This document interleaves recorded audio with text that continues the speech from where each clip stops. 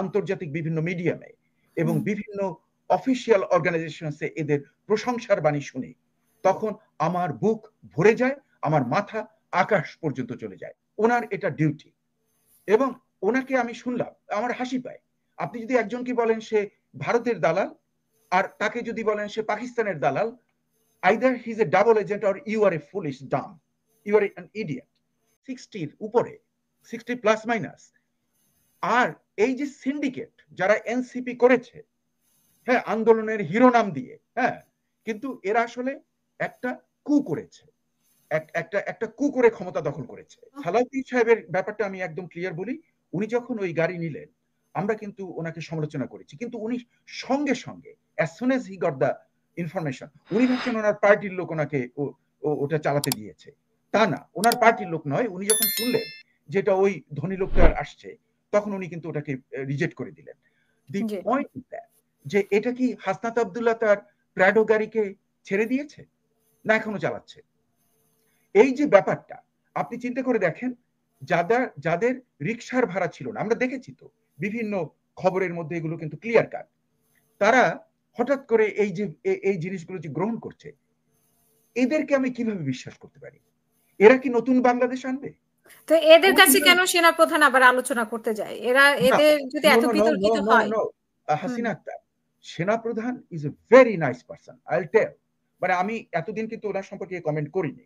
না, উনি তাহলে রাষ্ট্রীয় ব্যাপারে উনি এদের সাথে, এরা যদি চরিত্র মানে এদের মানে আর্থিক যদি সমস্যা থাকে, মানে দুর্নীতির ব্যাপারে যদি কোনো ইয়ে থাকে, আমরা তো শুনছি অনেকদিন থেকেই, উনি নিশ্চয় আরো বেশি জানার কথা। তো উনি আবার এই দলকে কেন এত গুরুত্ব দিচ্ছেন?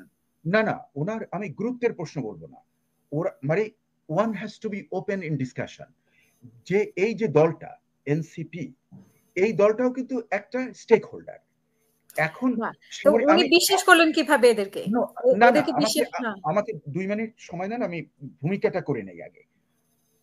Wakeruzzaman is leading the Bangladesh arm forces, মানে আর্মি। আচ্ছা, এই ভদ্রলোকের বিশাল দায়িত্ব। আমাদের একমাত্র অহংকার, আমি আজকে বলবো যে আমাদের পুরো জাতির একমাত্র অহংকার আমাদের বাংলাদেশ আর্মির বিভিন্ন আর্মি, নেভি এবং অন্যান্য যে বাহিনীগুলো আছে, তারা যারা ইউনাইটেড নেশনস এর peacekeepers in Africa and other countries. আমার মাথা উঁচু হয়ে যায় এদের সম্পর্কে আমি যখন আন্তর্জাতিক বিভিন্ন মিডিয়ামে এবং বিভিন্ন অফিসিয়াল অর্গানাইজেশনসে এদের প্রশংসার বাণী শুনি, তখন আমার বুক ভরে যায়, আমার মাথা আকাশ পর্যন্ত চলে যায়। এই বাহিনীর উনি হলেন হেড, এবং ওনার হাতে অনেক দায়িত্ব যে আন্তর্জাতিক যে আইন কানুনগুলো উনি তো লক্ষ্য করেন, হ্যাঁ, তার বাহিনীর যাতে কোনো ক্ষতি না হয় সেটা তাকে লক্ষ্য করতে হবে, এবং এটাই ওনার একটা ডিউটি। এবং যেহেতু এটা ট্রানজিশন, এটা ক্রান্তিকাল চলছে, ওখানে ওনার সমর্থন ছাড়া, আমি আপনাকে বলি, উনি যদি কালকে বলেন যে আমি ইউনূস গভর্নমেন্টকে ব্যাকআপ করব না, কালকে ইউনূস গভর্নমেন্ট কলাপস করে যাবে। ইট ক্যানট রান। উনি তো ইউনূসকে চাইই নাই, হাসনাতের কথা মতো তো উনি ইউনূসকে না, আসিফের কথা মতো। নো, ওদের কথা যে কতটা সত্য আর অন্যদের আসিফ তো একজন মন্ত্রী পর্যায়ে আছেন। মন্ত্রী পর্যায়ে হলেই যে সে তার সব কথা একদম সে ফেরেশতা হয়ে গেছে। কথা বলছে সেনা প্রধান সম্পর্কে, হ্যাঁ, ওই যে সে ফেরেশতা হয়ে গেছে, তার সব কথা একদম সঠিক। এটা আমার বাংলাদেশের এই রাজনীতিবিদ ধান্দাবাজিতে আছে, হঠাৎ করে চেহারা চেঞ্জ হয়ে গেছে, টাকা পয়সা প্রচুর খাচ্ছে, এদের কথা আমি মনে করব যে এরা ফেরেশতা, এদের সব কথা সত্য। এটা আমি কখনো বিশ্বাস করব না। আচ্ছা, যাই হোক, তো এখন যে আমি আর্মির চিফের কথা বলছি, যে ওনার একটা বিশাল দায়িত্ব, এই দায়িত্ব উনি পালন করছেন, ওনার বাহিনীর সবাইকে রক্ষা করা ওনার এটা ডিউটি। এবং ওনাকে আমি শুনলাম, আমার হাসি পায়। আপনি যদি একজনকে বলেন সে ভারতের দালাল, আর তাকে যদি বলেন সে পাকিস্তানের দালাল, either he's a double agent or you are a foolish dumb, you are an idiot। এই যে জিনিসটা আমরা বুঝতে পারি না। ওনাকে একবার বলা হলো নাকি জামাতের একজন বিরাট দালাল, কই এখন আবার শুনছি উনি নাকি আওয়ামী লীগের দালাল। কিন্তু লক্ষ্য করে দেখুন যে লোকটা কাজিনের হাজব্যান্ড, হাসিনার কাজিনের হাজব্যান্ড, উনি হাসিনাকে উৎখাত করে দিলেন। He did it. উনি যদি এখানে না আসতেন, রক্তগঙ্গা বয়ে যেত, এবং এই আন্দোলনের ওদেরকে তো মানে হারুনের হোটেলে তো পোলাও কোরমা নাকি খাইয়ে ওদেরকে করেছে। ওদেরকে যদি ধরে নিয়ে হাসিনার মানে স্বৈরাচারী হাসিনার যে গুন্ডার দল, ওদেরকে ধরে নিয়ে যদি একটা ভালো মার দিয়ে দিত, তাহলে ওরা 100 বছরের বন দিয়া বের হয়ে আসতো। মানে একটু কোরমা পোলাও খেয়ে যদি এই করতে পারে, তাহলে তো ওই মার খেয়ে যে কি অবস্থা হয়, হু নোস। কাজে আমি মনে করি যে ওয়াকারুজ্জামান এবং বাংলাদেশের সামরিক বাহিনী আমাদের এই জুলাই গণ অভ্যুত্থানে তাদের অবদানকে ছোট করে দেখা যাবে না, এবং এই সামরিক বাহিনীর বিরুদ্ধে আজে বাজে কথা বলে তাদের মধ্যে বিভক্তি করে আনা এবং একটা গৃহযুদ্ধের সৃষ্টি করা, এটা হবে দারুণ। এবং আমি আরো বলবো, আমি অ্যাড করব যে উনি যে কনসার্ন যে কথাটা বলেছেন যে উইদিন এ মান্থ একটা জঙ্গিবাদী একটা কিছু হতে পারে, এই জঙ্গিবাদী ইসকনের কথা বলেছেন। ইসকনের যে ক্ষমতা, তাতে আমি ওদেরকে খুব একটা পাত্তা দেই না, মানে I don't count them that much যে ওরা একটা বিরাট মানে সন্ত্রাসবাদী কিছু করবেন। আর এটা একটা সন্ত্রাসবাদী দল নয়। হ্যাঁ, আপনি হয়তো ভাববেন, আমি জানি আমাকে অনেকে গালি দেবে, কিন্তু ইসকন ইজ নট এ সন্ত্রাসবাদী দল। হ্যাঁ, এটা এরা হরে কৃষ্ণ হরে রাম বলে এইসব করে ওরা কাটায়।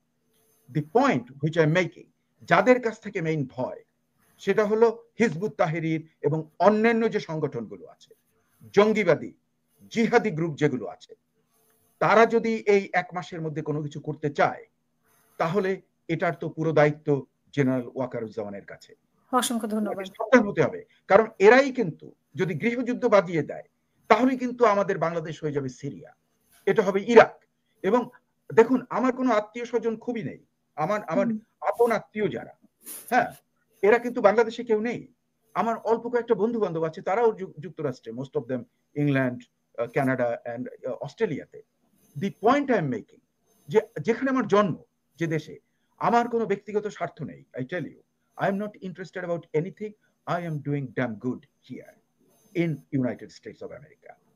I am within very small this country. কাজে আমার ওখানে কোনো স্বার্থ নেই। কিন্তু the point which I am making, যে ওই দেশে যদি গৃহযুদ্ধ হয় এই সমস্ত জঙ্গিবাদীদের জন্য, তাহলে আমার যেখানে জন্ম, যেখানে আমি ছোটবেলা থেকে মানুষ, সেই মানুষগুলোর যে কত কষ্ট হবে।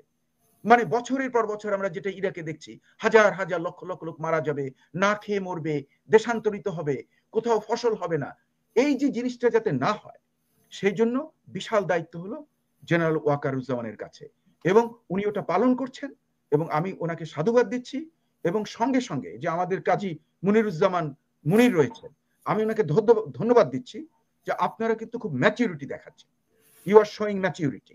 আমি কিন্তু বিএনপির কিছু নই, বিএনপির সঙ্গে আমার কোনো সম্পর্ক নেই, কিন্তু আপনারা যারা করছেন, আপনারা যে ম্যাচিউরিটি দেখাচ্ছেন, ভবিষ্যতে যদি আপনারা নির্বাচিত হন, তাহলে আমি মনে করি গিভেন দ্য সার্কামস্ট্যান্সেস, আমাদের অনেক দুঃখ আছে, অনেক কষ্ট আছে, অনেক লিমিটেশনস আছে, কিন্তু আপনারা ভালো কাজ করবেন, এটাই আমরা আশা রাখি। তবে আপনারা যে উইন করবেন তা কিন্তু বলা যায় না, ওই হয়তো এনসিপি উইন করে আসতে পারে, এটা জনগণের ইচ্ছা। এই জনগণের ইচ্ছাকেই আমাদেরকে মানতে হবে। এই যে আন্দোলনে আমরা যদি দেখি একটা স্ট্যাটিস্টিক্যাল মডেল, যে আন্দোলন যারা করেছে র্যান্ডম গুলি হয়েছে, এবং কতগুলো এলাকা সিলেক্টেড ছিল, দ্যাটস দ্য কনস্ট্রেন্ট। এর মধ্যে যে মারা গেছে, সেই মৃত্যুর যদি আমরা একটা লিস্ট দেখি, তাহলে এই যে এনসিপির সিন্ডিকেট, এদের কিন্তু কেউ মারা যায়নি। ঢাকা বিশ্ববিদ্যালয়, আমি ঢাকা বিশ্ববিদ্যালয়ের প্রভাষক ছিলাম, ঢাকা বিশ্ববিদ্যালয়ের প্রথম নির্বাচিত সেনেটের ফাউন্ডিং সেনেট মেম্বার, এবং আওয়ামী প্যানেলের বিরুদ্ধে দাঁড়িয়ে মাইনরিটি মাত্র 7 জন আমরা উইন করেছিলাম। I was the youngest one. কাজে আমি ঢাকা বিশ্ববিদ্যালয়ের জন্য আমার অহংকার রয়েছে, কিন্তু ঢাকা বিশ্ববিদ্যালয়ের ছাত্ররা কেউ আত্মাহুতি দেয়নি এই জুলাই আন্দোলনে। হ্যাঁ, আমি তাতে খুশি যে ওরা মারা যায়নি, কিন্তু যদি আমি স্ট্যাটিস্টিক্যাল ক্যাজুয়ালিটিসটা দেখি, তাহলে বিএনপির মারা গেল 450-র বেশি, জামাতে ইসলামীর মারা গেল 200-র বেশি, প্রাইভেট ইউনিভার্সিটির মারা গেল 60-র উপরে, 60 প্লাস মাইনাস। আর এই যে সিন্ডিকেট যারা এনসিপি করেছে, হ্যাঁ, আন্দোলনের হিরো নাম দিয়ে, হ্যাঁ, কিন্তু এরা আসলে একটা কু করেছে, একটা কু করে ক্ষমতা দখল করেছে। এবং এই যে সিন্ডিকেটটা, এদের তো কারো কোনো ক্ষতি হয়নি, এরা তো দিব্যি ভালো আছে, এদের তো কেউ মারা যায়নি। এরা না, যদি বেঁচে থাকতো এদের তো ফাঁসিতে ঝুলতে হইতো, বা এদের উপর আক্রমণ আসতো, কারণ এরাই তো ফ্রন্টে ছিল। No no no, Awami League যদি ব্যাক করতে পারতো তাহলে ফাঁসিতে অনেক বেশি লোক যেত। এই যে মুনির এখানে বসে আছেন, ওনাকে আর দেখতাম না, ওনার সঙ্গে আর দেখা হতো না। He would go into the gallows too. Kazi মানে মানে বিএনপির এবং অন্যান্য যে দলগুলো, জামাত ইসলামী এবং অন্যান্য ওই যে পীর মানে চরমনাইয়ের পীর, তারপরে এই সাকিওরা, এরা প্রত্যেকে ঝুলে যেত। হ্যাঁ, কাজে এরা যারা, এদের তো আমি কোনো দেখলাম যে এদের কেউ গুলি খেয়েছে? এই যে এদের যে এনসিপির যারা নেতৃত্বে আছে, টপ নেতৃত্বে, তাদের কেউ কি গুলি খেয়েছে? এমনি গুলি বলছি না, ছররা গুলি খেয়েছে, যেটা ওই যে ইসে মারে আর কি, আপনার মানে কর্নেল সাহেব বলতে পারবেন যে যেগুলো এদের কারো গায়ে স্প্লিন্টার্স আছে? নেই তো। কিন্তু ওই বিএনপির 450 বেশি লোক মারা গেছে, কয়েক হাজার তারা উন্ডেড হয়েছে, জামাত ইসলামীরও তাই, এবং অন্যান্য অনেক দলের এই ধরনের। কাজী ওরা করেছে কি, এই আন্দোলনের সর, আপনি জানেন দুধ যখন হয়, দুধকে যখন রান্না করেন, গরম দেন, উপরে যে সর হয়, এরা এই সরটা খেয়ে ফেলেছে। এবং আমি খুবই এনজয় করলাম কাজী ডক্টর মুনিরের, লেফটেন্যান্ট কর্নেল মুস্তাফিজ, আমি দারুণ শ্রদ্ধা করি ওনার অনুষ্ঠান, আমি সবসময় শুনি, কারণ ওনার কাছ থেকে আমি যে কতগুলো ইনফরমেশন পাই সেটা কিন্তু খুব রেয়ার, পাওয়া যায় না। আর উনি সামরিক বাহিনীর লোক, ওনার মতের সঙ্গে আমার অনেক অমিল আছে, কিন্তু আমার যে শ্রদ্ধা তার প্রতি একদম, কারণ he is an honest man. আমি জানি উনি যে যুক্তরাষ্ট্রে এখানে আছেন, উনি ধান্দাবাজ নন। হ্যাঁ, তাহলে কিন্তু উনার পরিস্থিতি এখানে আমরা অন্যরকম দেখতাম। হ্যাঁ, কাজে আমি কিন্তু মোটামুটি খোঁজ খবর রাখি, এই জন্য আমার শ্রদ্ধা অনেক গভীর। আপনাদের মতো অনেস্ট লোকজন যদি বাংলাদেশে থাকতে পারতো, হ্যাঁ, এবং বাংলাদেশের রাজনীতিতে আপনারা অংশগ্রহণ করতে পারতেন, তাহলে কিন্তু আমাদের দেশের চেহারা অন্যরকম হয়ে যেত। যাই হোক, আজকের আমার অনুষ্ঠান ভালো লাগলো হাসিনা আক্তার। আমরা কিন্তু উই এগ্রি টু ডিসএগ্রি। এই যে আমাদের যেটা মানে যে একটা সেইন, একটা সফিস্টিকেটেড ডিসকাশনের যে একটা এরিনা আপনি তৈরি করেছেন হাসিনা আক্তার, যেখানে আমরা আর্গু করেছি, একজনের বিরুদ্ধে আর একজন বলছি, পক্ষে বলেছি আমরা। ওই আপনার যে যারা কমেন্টসের যে লোকজন আছে, অতি নিম্ন পর্যায়ের কিছু কিছু এত লো লেভেলের যে আমি মনে মনে